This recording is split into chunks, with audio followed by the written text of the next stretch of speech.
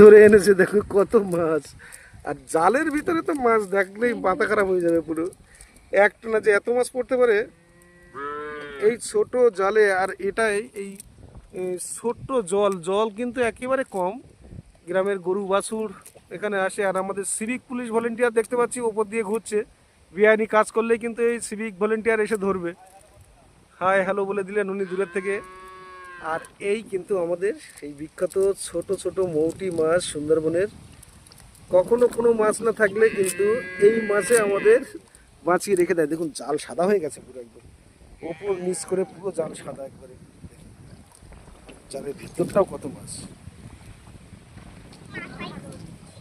আমার দেখি এই একজন ক্ষুদে শিকারী।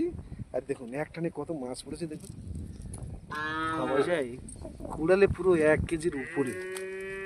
ক্যামেরায় কতটা বোঝাতে পারছি জানি না, কিন্তু প্রচুর মাছ ধরে মানে একটা দুটো খুঁটলে হবে না, ওইভাবে মুঠো করেই নিতে হবে, এভাবেই নিতে হবে। বাড়ি গিয়ে বাঁচতে হবে যা পরিস্থিতি। প্রচুর প্রচুর মাছ, জালের ভিতরেও প্রচুর মাছ।